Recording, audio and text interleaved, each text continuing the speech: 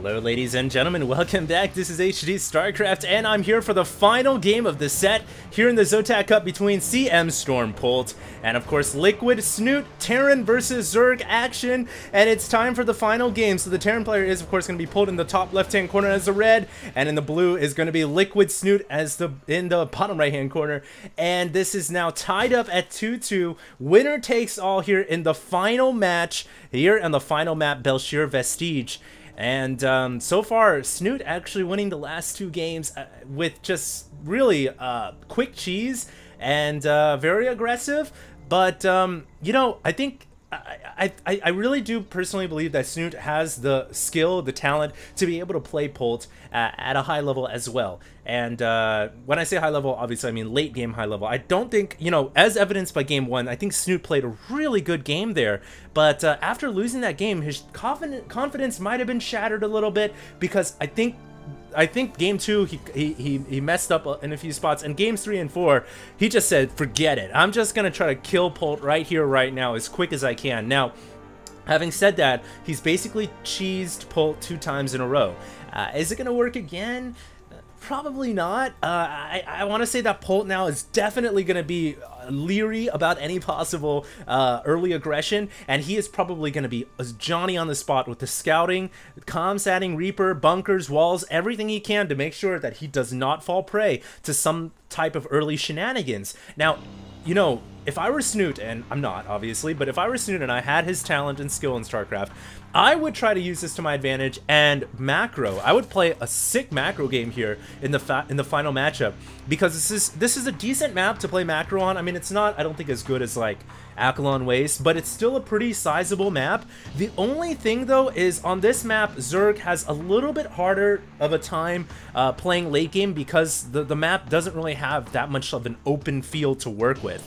A lot of the areas are choked off. There's some ridges, there's a lot of ramps, so you do have to play this carefully here. But I definitely think if I were Snute, I would try to capitalize on Polt's caution here and, you know, take it to the next level, try to macro and win the game. Having said that though, he might just, you know, he might just do something crazy, some type of crazy cheese again. You never really know. This is the final game, and here comes the first unit from the Terran side. It is going to be a Reaper on the way out here. You guys will note the new upgrades, jetpack, and of course combat drugs. All of this allowing the Terrans to just be complete beasts with their Reapers. And here comes the Reaper now, making its way down to the bottom right-hand corner of the map. As you guys recall, the initial Reaper doesn't really do all that much damage, but it is good for scouting, and typically a Zerg can't do too much about this until the Queen comes out. 2 Zerglings now coming out here. Snute immediately pulling the weakened Zergling to the back, pulling the other weakened Zergling to the back.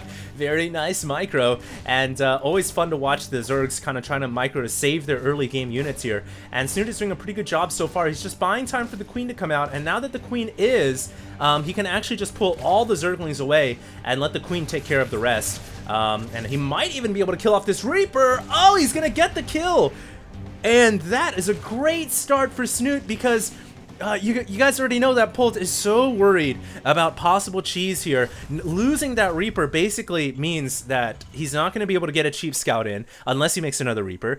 He will be forced to use a comsat or find a way to make it so that Hellions can get into the natural and main, and we've already seen how careful Snute is with blocking off the ramp and blocking off the front door. The only thing here is on this map might be a little bit harder for him to make a full wall with his buildings, although I'm sure he will try. So I think for now Polt is definitely in the dark, and it's not a good start for him. We'll see what happens here as Snute is preparing to bring his Zerglings in. He is going to be able to find an SCV here that he can probably pick off. One bunker being built inside the nook and cranny. But it looks like he probably won't get any damage done here, as there are already 4 Marines out. And now that their home is complete, they'll be able to hop inside and play it safe in there. And like I said before, a lot of Terrans love to build a bunker here, and they'll make another like building here as well, just to make sure it's completely sealed off. And it's just a great spot for Terran coverage. Meanwhile, an Overlord trying to float in for Snute. You know, the honest truth is Polt hasn't really done anything different the entire series, but this time he produces a siege tank first. And that is certainly a little different. Now, I don't think that Overlord saw the siege tank. It might have just glanced by it, but as far as it goes right now, Snute actually doesn't you know, he doesn't really know that Polt did open up. I don't think he knows that Polt opened up with the siege tank first. Now, that doesn't necessarily mean that, oh my god, Polt is going to play a totally different play style. I think it just means Polt wanted a siege tank first because he was leery about possible all-ins, and, you know, one of the best defensive units in the game is a siege tank. So I think that's probably why Polt went for the tank first. And the other thing that's interesting here is we saw the barracks leave the tech lab, and Snute saw that with this Overlord. Usually when you see something like that, you kind of deduce, oh, the Terran is going to build a starport there, and I'm going to be dealing with Banshees pretty soon.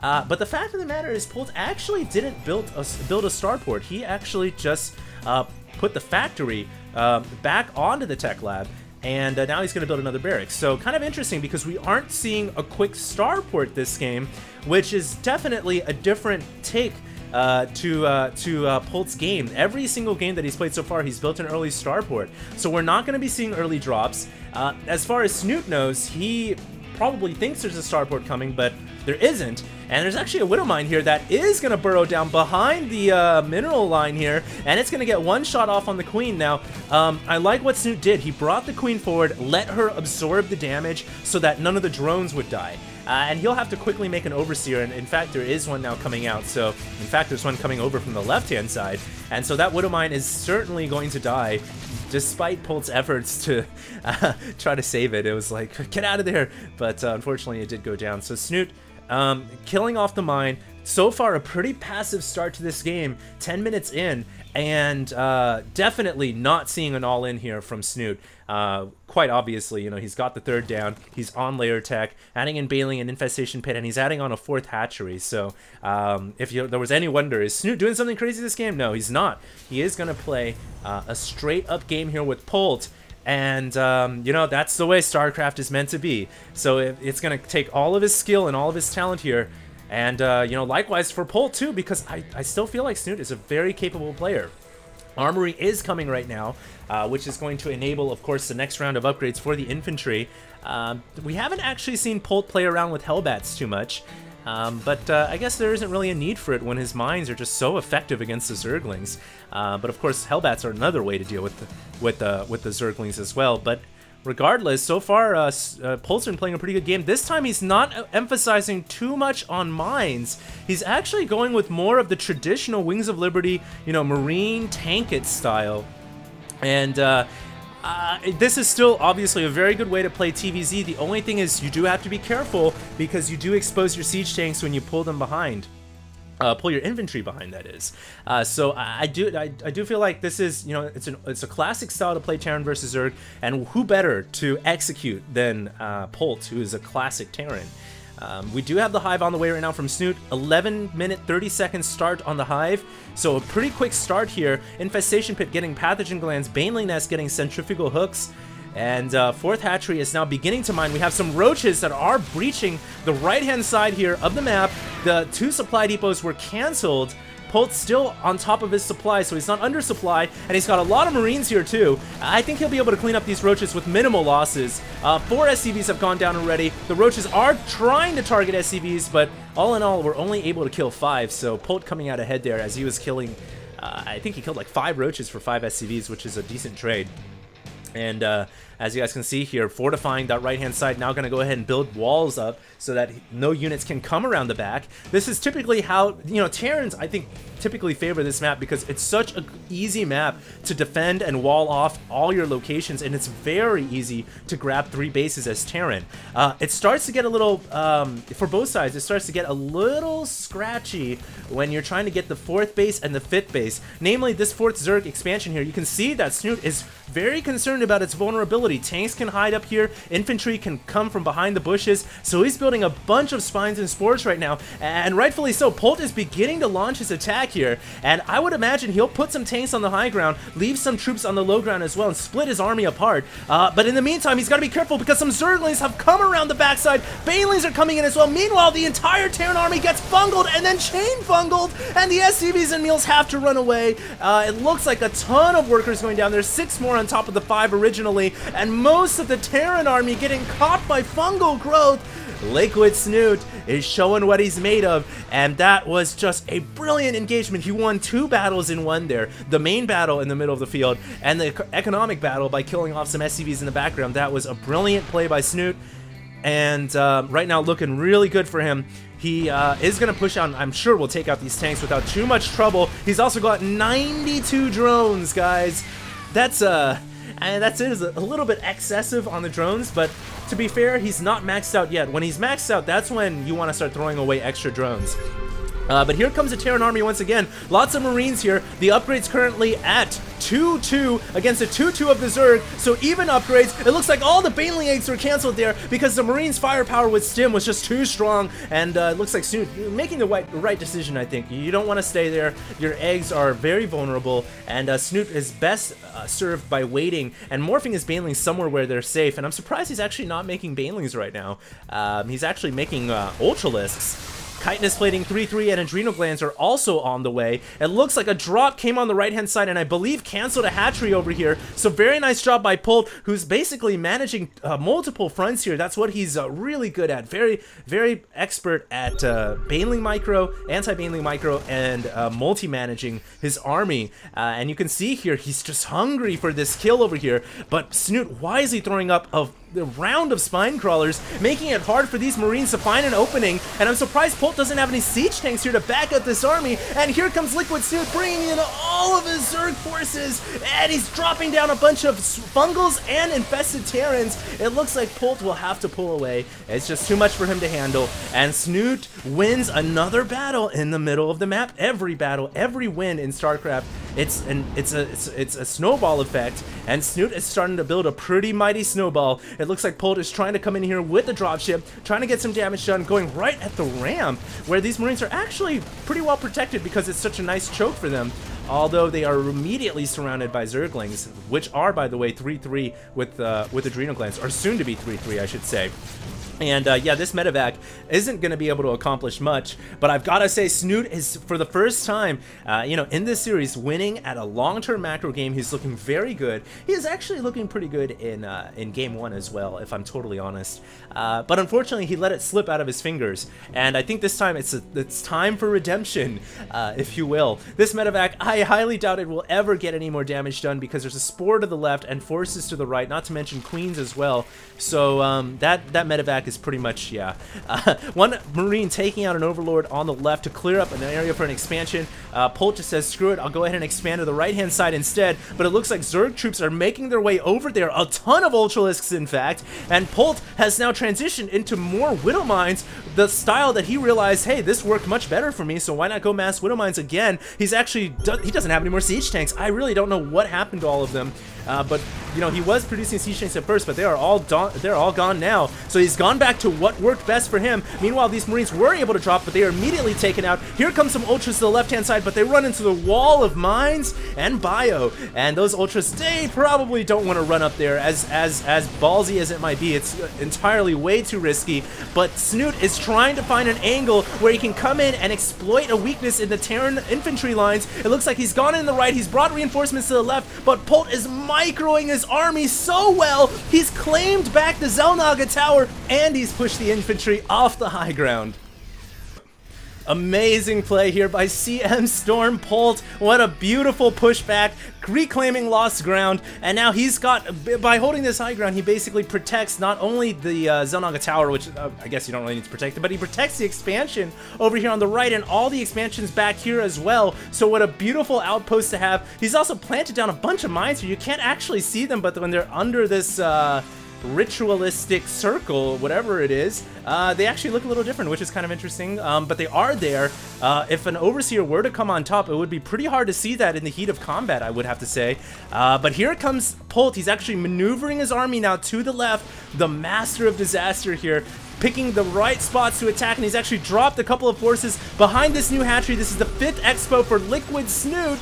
And Snute bringing his ultras in, he will be able to clean it up and push his army away. And it looks like he's found an opening. He's brought all of his army over to this planetary fortress, and the SCVs get wiped out. 31 SCVs going down in total. But Polt says, all right, you take a base up there, I take a base down here, and he's going to be able to kill off this hatchery with ease. But at the same time, his front door is about to be breached. All of Snute's forces are coming in here. We actually have a base race on our hands, ladies and gentlemen. How the hell did this happen? But Snute is in the top of the map and Polt is on the bottom of the map, and both sides now are gonna try to play base race, and the first one to the finish line wins the game. But it looks like Snute is gonna pull some of his forces back here. I think he's realized when you're trying to fight against the Terran, the main base is one of the hardest places to breach. It's so walled off with buildings and mines and reinforcements. I don't think he can break through, so he's pulling his reinforcements back here, but he's got a minefield he's gonna have to traverse through in order to make it all the way back to the main base. But it looks like, oh, those ultras taking a bunch of damage, but they also clear the mines as well. The main base also being carved out, guys,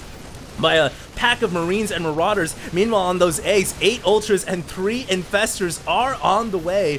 And those Marines and Marauders are trying to kill off these eggs before they hatch, but unlikely because our eggs are just so heavily armored. It looks like Snute comes back in the main, and he cleans up the Terran army. Wow, what a game. 192 supply to 138, 24k to 20k resources lost, with Snute losing just a little bit more. Workers lost 56 to 22. The Zerg is now on 4 bases and the Terran is on 3, so it's like we just went back in time. We took the DeLorean and jumped back about 10 minutes or so, and both players have de-evolved in terms of their bases. Of course, they still have the tech of a tier 3 army, but their armies are, well, at least Snute's army is pretty big, but Polt is nowhere near maxed anymore. He's only at 150.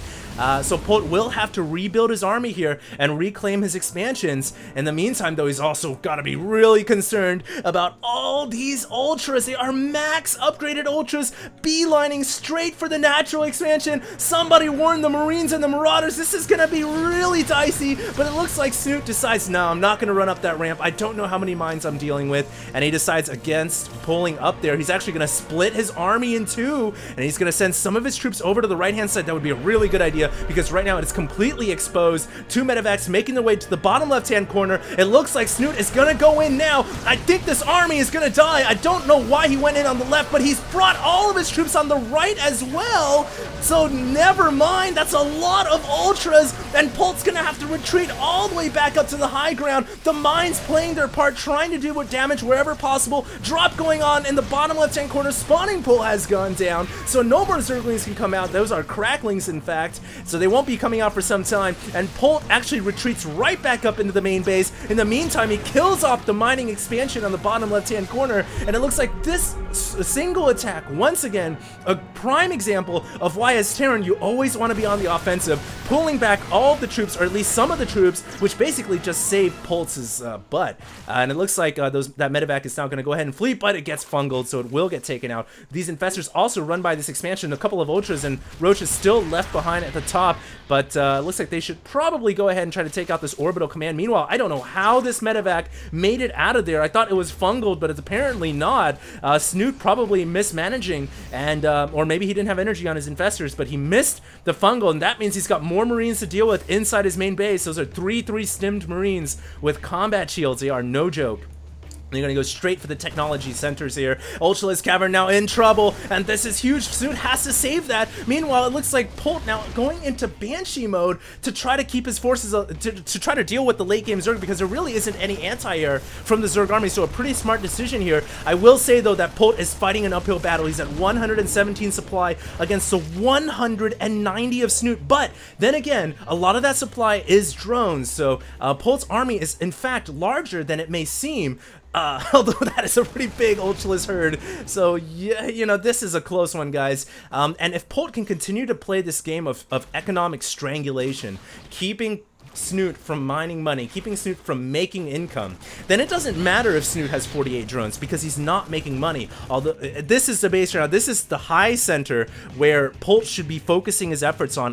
He should know that there's a base there. Yes, he does, and he should certainly focus his efforts on preventing mining from occurring at that base. It looks like right now he's trying to take out some of these creep tumors in the middle of the map, thereby clearing a path. He's got a lot of Marines and Marauders on the ground now, but how in the world? I mean, his micro is good, but how does he beat an army like this? I don't know. I don't know if he can. So many ultras coming through.